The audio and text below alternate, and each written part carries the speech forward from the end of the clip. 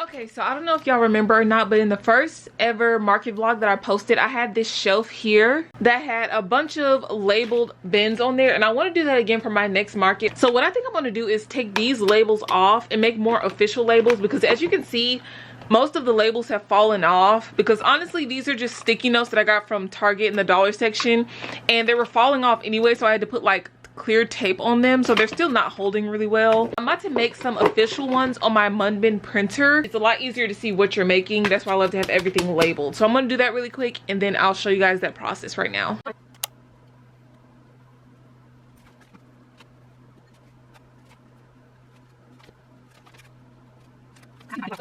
So I'm about to go through my patterns that I have right now and see which patterns I want to make. That book that I was just looking through was my notebook from the markets that I went to that I've sold things at. So every time I made a sale, I just wrote it down. Now what I do is I just upload everything into my Square app, and then I just go ahead and click it like an actual cash register now, so I don't have to write anything down. And that really helps to cut down on times between checkouts.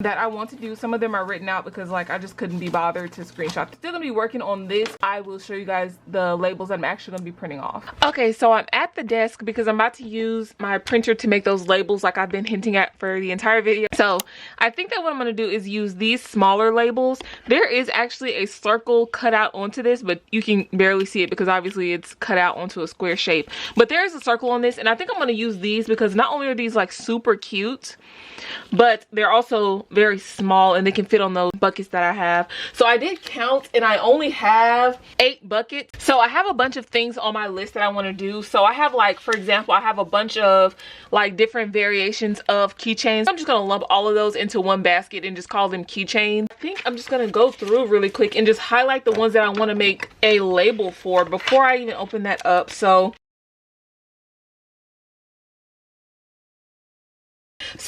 how to use the Munbin app to make labels. First things first, I'm going to go ahead and put these labels specifically inside of the machine.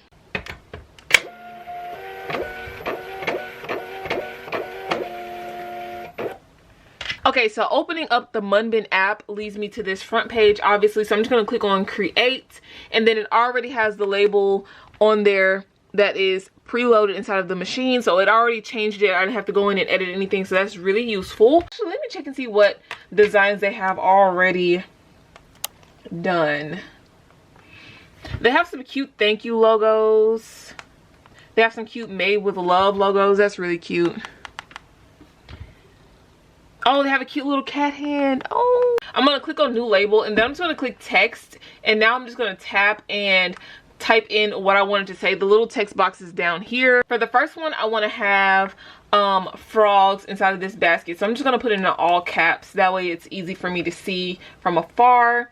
And then let's go ahead and make this text bigger, so just like that. Just going to move it around, make it like that. I'm going to make it as wide as it can be. Then I'm just going to center it on there and just make it as wide as possible.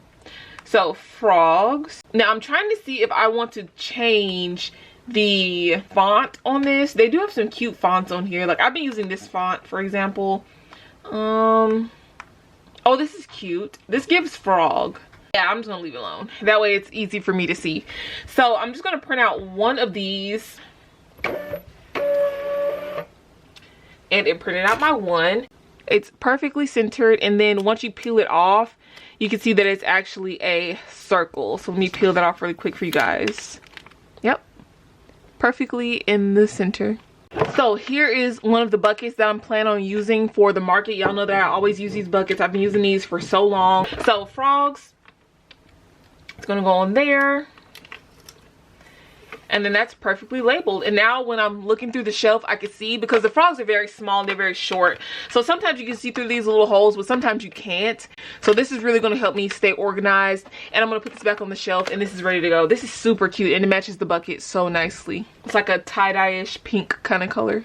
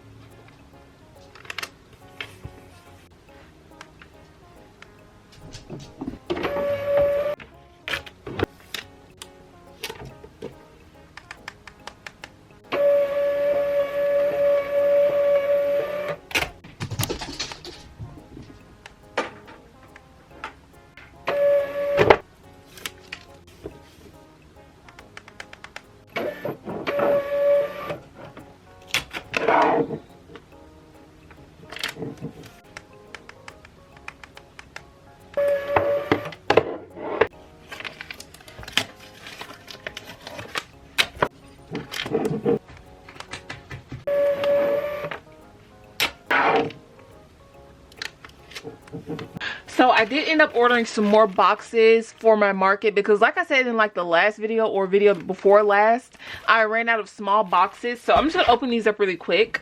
So I ordered some new packaging, and it came in the mail, and it's completely plain.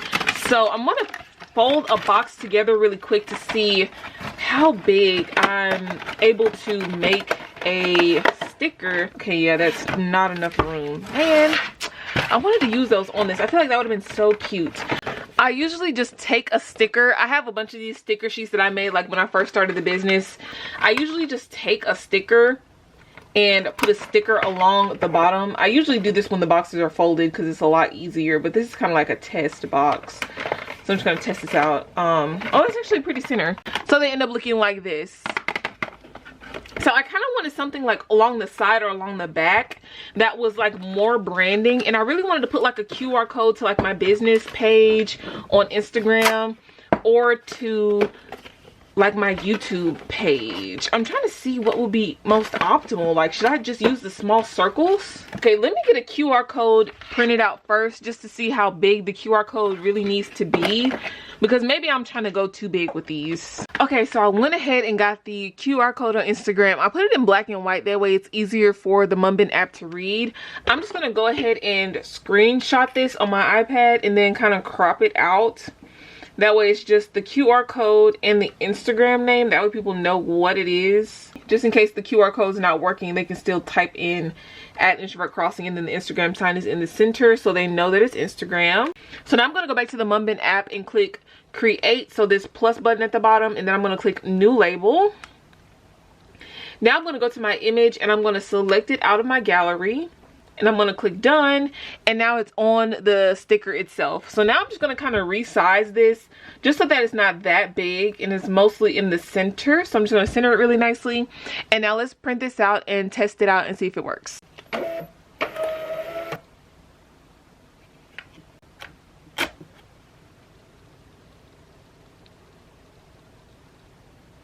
Oh, it does work. Oh, it leads right to my Instagram. Okay, this is perfect.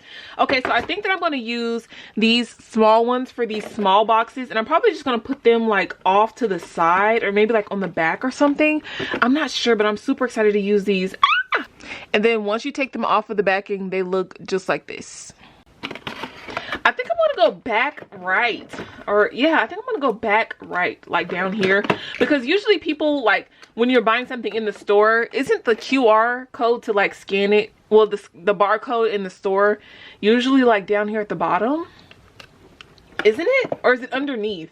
Literally 50 more. I don't even know how many stickers are on this roll, but I'm gonna print out like 20 more maybe. I don't know, let me know what you guys think. Should I keep it small, like with this small circle on the bottom, or should I just make a big like thank you note type thing?